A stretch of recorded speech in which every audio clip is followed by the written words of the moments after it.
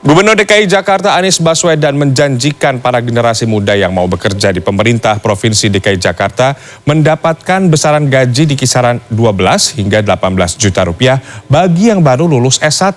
Ajakan ini mengemuka karena Anies Baswedan melihat kurangnya minat anak-anak muda berprestasi dalam berkiprah sebagai PNS pemerintahan. Benarkah demikian? Untuk masuk di Jakarta, fresh graduate S1 itu range-nya antara 12 juta sampai 18 juta per bulan yang mereka dapatkan. Yang itu sangat kompetitif dengan private sector.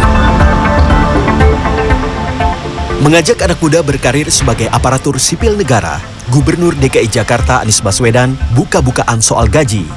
Dalam forum diskusi Jakarta for the Future of Work 21 Agustus lalu, Anies menekankan bahwa tawaran gaji berada di kisaran 12 hingga 18 juta rupiah untuk calon pegawai yang baru lulus kuliah.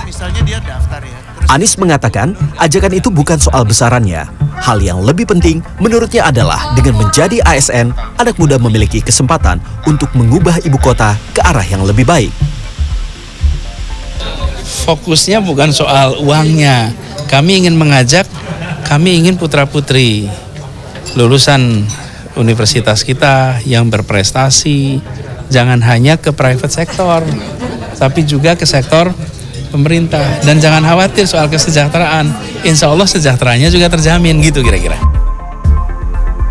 Berdasarkan peraturan pemerintah nomor 15 tahun 2019, besaran gaji pokok PNS di seluruh Indonesia disesuaikan dengan golongan. Gaji pokok PNS yang golongan rendah yaitu 1,56 juta per bulan.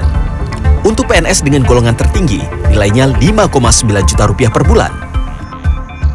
Yang membedakan besaran gaji ada pada tunjangan kinerjanya. Mengacu pada peraturan Gubernur DKI nomor 64 tahun 2020, tambahan penghasilan pegawai disesuaikan dengan nama jabatan, kelas jabatan, dan tugas yang diberikan. Tunjangan untuk calon PNS, tunjangannya 4,69 juta rupiah. Sedangkan PNS dengan keterampilan pemula hingga keahlian utama antara 12,96 juta rupiah hingga 31,77 juta rupiah per bulan. Pengamat ekonomi dari Center of Reform on Economic Indonesia, Yusuf Rendy menyampaikan, besaran gaji PNS DKI sesuai dengan kinerja dan perubahan yang terlihat.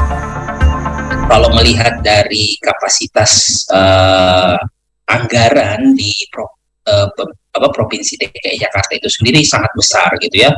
Kapasitas fiskalnya itu cukup besar dan merupakan salah satu yang terbesar jika dibandingkan dengan provinsi-provinsi lain. Yusuf menambahkan, umumnya anak muda sekarang ingin cepat mendapatkan pekerjaan sebagai ajang pembuktian. Menjadi pegawai di pemerintahan adalah salah satunya. Tim Liputan CNN Indonesia.